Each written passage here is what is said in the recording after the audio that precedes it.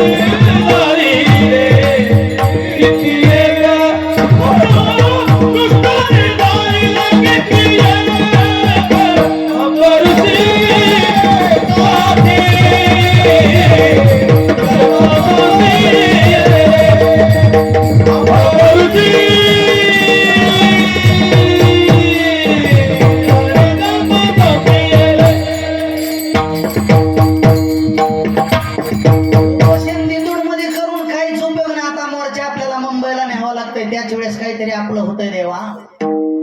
इथं बसून उपयोग नाही. आता मोर्चा फुलला, अन्न पाणी सोडून दिलंय. बघताना आंबऋषीसाठी तू देवा काय केलंस? अन्याय झालाय, अत्याचार चालू, इथं मंदिर फोडलेत, ग्रंथ जाळलेत रे, वेद ठेवले नाहीत, पुराणे ठेवले नाहीत. देवा काहीतरी करणार आहे तू. आंबऋषी राजा हा पुण्यवान भक्त होता. जप तप होम हवन वेळोची वेळी करणारा होता. एकादशीचं व्रत, द्वादशीचं पारणं नेमानं करणारा होता. त्याचं पुण्य एवढं वाढलं बाबू भैया, एवढं पुण्य वाढलं की इंद्रदेवाला प्रश्न पडला, आंबऋषी राजाचं जर पुण्य असंच वाढत राहिलं तर देव माझं इंद्रपद आंबऋषी राजाला देऊन टाकणार. म्हणून इंद्राने ठरवलं की ह्याचं पुण्य काहीतरी कमी करावं लागतंय. त्यावेळेस आपला जरा खतरा टळेल, कसं तरी ह्याला ह्याचं पुण्य कमी करून टाकावं लागतंय. म्हणून इंद्रदेवानं दुर्वास ऋषीला सांगितलं की तुम्ही आंबऋषी राजाचं पुण्य कमी करायला जा. दुर्वास ऋषी म्हणजे कोण माहितीये का? सती अनुसया आणि आत्री ऋषीचे पुत्र, शिवाचा क्रोधी अवतार म्हणजे दुर्वास ऋषी. दुर्वास ऋषी आंबऋषी राजाच्या महलामध्ये आले. आंबऋषी राजानं त्यांचं स्वागत केलं. वा, एवढे मोठे ऋषी माझ्या दारामध्ये आले, अतिथी सत्कार झाला. एकादशीचं व्रत सोबत घेतलं आणि सांगितलं दुर्वास ऋषीनं, आंबऋषी राजा, उद्याचं पारणं द्वादशीचं मी तुझ्यासोबत सोडणार आहे. आंबऋषी राजाला आनंद झाला आणि सकाळी सकाळी दुर्वास ऋषी उठले आणि गंगेच्या स्नानाला गेले. आंबऋषी राजाचा नियम असा होता की दिवस निघायला त्यांना पारणं फेडत होते. हा त्यांचा नित्य नियम होता. दुर्वास ऋषी गेले गंगेच्या आंघोळीला, स्नानाला, ते परत काय येणार गेले. आंबऋषी राजाला चिंता पडली, आता मी काय करू? तितक्यात देवऋषी नारद मुनी आले आणि आंबऋषी राजाला म्हणले, राजा तू कसा चिंतेमध्ये वाटतो रे? आपण दोघं गुरु आणि देवऋषी नारद मुनीला आंबोऋषी राजानं सांगितलं की दुर्वास ऋषी येत नाही आणि मला त्यांनी मला सांगितलं की तुमच्या सोबत पारणं फेडायचं. जर मी त्यांनी यायच्या अगोदर जर मी पारणं फेडलं तर अतिथीचा अपमान केल्याचा पातक मला लागेल आणि जर मी नाही फेडलं तर माझा नित्यनेम भंग होईल, माझ्या देवाचा पाप मला लागेल. काय करू मी? देवऋषी नारद मुनी म्हणले ते तुमचं पुण्य कमी करण्यासाठी झाले. तुम्ही काय करा, तुळशीचं पाणी घ्या, पान तोडा, जिभेवर ठेवा आणि पाणी घ्या, तुमचं पारणही फिटल आणि अतिथीचा दोषही लागणार नाही. आंबोऋषी राजानं तसंच केलं महाराज. आणि ते दुर्वास ऋषीला कळालं. तान तानाच करीत आला घरी. आंबोऋषा, तू माझं अपमान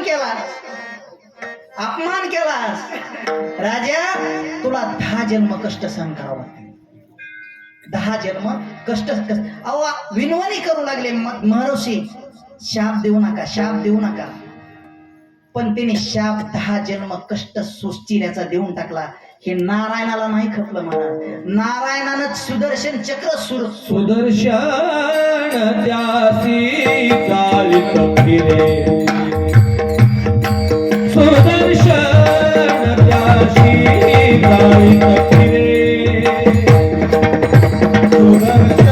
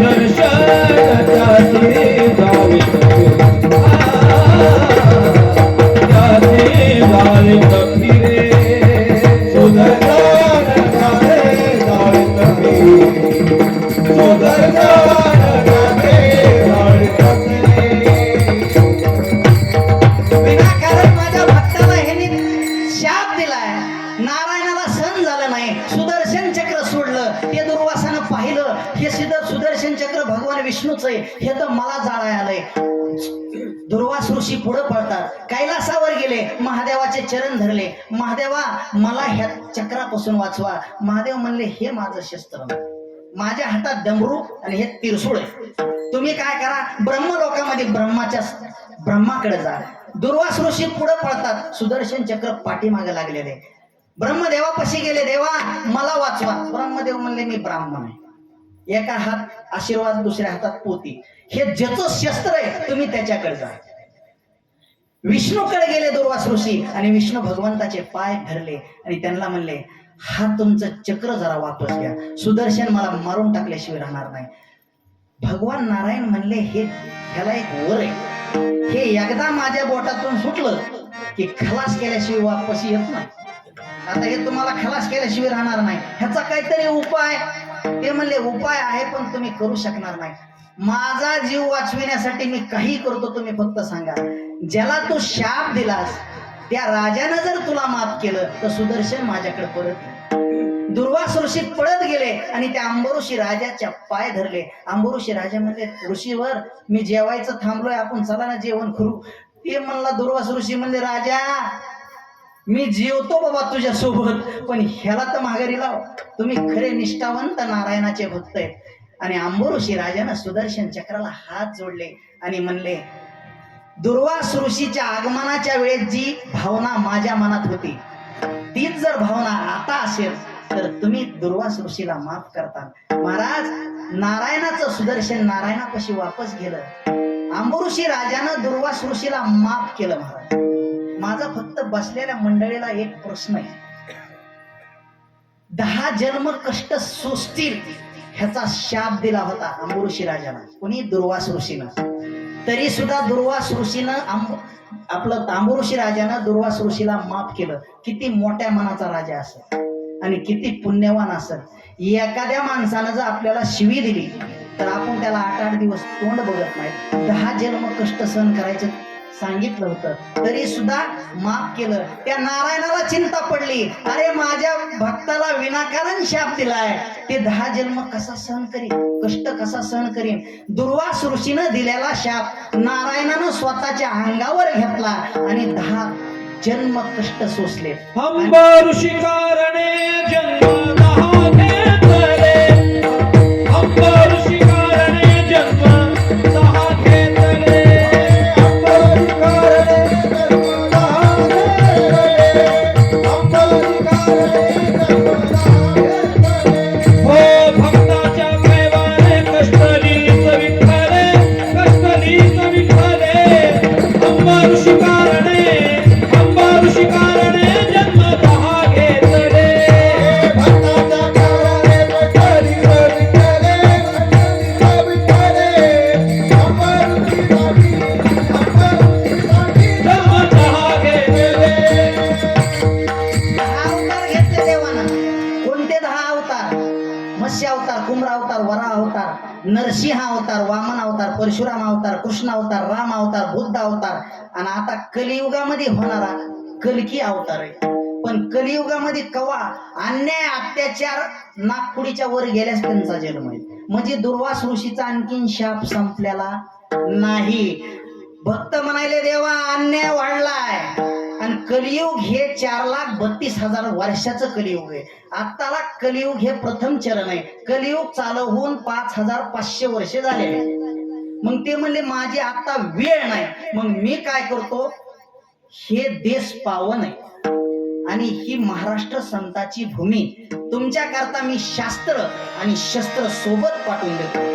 महाराज दिवसानं दिवस ओलांडत गेले. दिवसानं 16वं शतक आलं आणि जिजाऊ मासाहेबाला एक एक दिसू लागलं. खेळोजी राजाची धर्मपत्नी स्नानाला गेली असता पंचवटीत महवत खणानं ती पळवली. अंगाचा तहा झाला महाराज आणि साकडं घातलं त्या कुलस्वामिनीला. साकडं घातलं त्या कुलस्वामीला. नवस केला भवानी, नवस केला भवानीला, केला भवानीला, केला भवानीला. जरा सोड द्या मला व्यवस्थित ऐका.